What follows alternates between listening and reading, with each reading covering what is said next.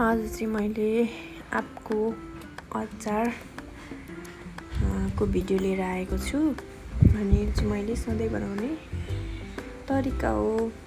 तपाईहरुले कुन तरिकाले बनाउनुहुन्छ हैन, तपाईहरुले कमेन्ट गर्न सक्नुहुन्छ। अनि मैले यो आँप चाहिँ ठुलो छ है, साइज ठुलो भएकोले मैले एउटालाई मात्रै लिए। अनि यसको बोक्रालाई मैले सबै तासेँ।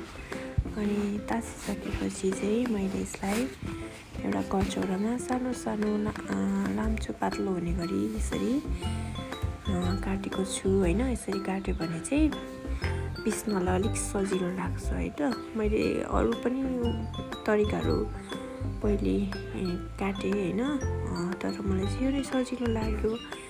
अनि तपाईहरुलाई पनि यदि अर्कै तरिकाले गर्नुहुन्छ भने यो एकचोटि यसलाई पनि ट्राई गर्न सक्नुहुन्छ।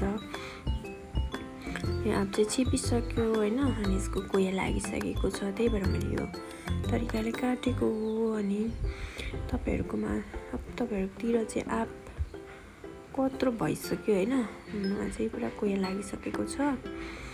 अनि हेर्नुस् यो कचौराको एक कचौरा भयो। अनि मैले थोरै नुन, एक चम्चा जति नुनलाई लिएँ। अनि थोरै जिरालाई पनि मैले यहाँ राखेँ। यसलाई चाहिँ म अगाडि नै पिस्छु, अनि किनभने जिरा चाहिँ पछि पिस्यो अलिक पिसिँदैन, त्यही भएर।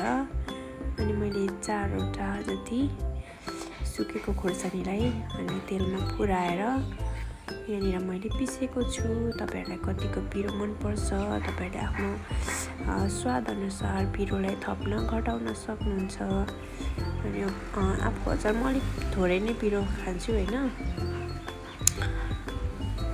यसलाई मैले अदुवा पनि राखिसकेको छु। तपाईले देखिसक्नु भएको छ। सानो टुक्रालाई तपाईले राख्नुहोस्। अनि थोरै गरेर तपाईले यसरी एउटा गरेर कुच्याउनुहोस्, नत्र उछिटेर बाहिर पुग्छ है। अनि यसरी तपाईले यसलाई किच्याउन सक्नुहुन्छ हैन, किच्याउन हैन।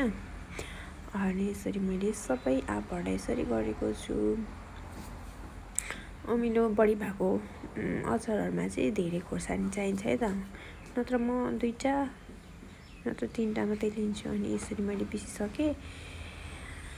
अनि यसलाई मैले प्याज लाम्चो पातलो हुने गरी यसरी काटेँ। अनि यसरी काटिसकेपछि अनि यो लगभग रेडी भइसक्यो। अब यसमा के लाउनु बाँकी छ ल भन्नुस् त साथीहरु, गेस गर्नुस् है त।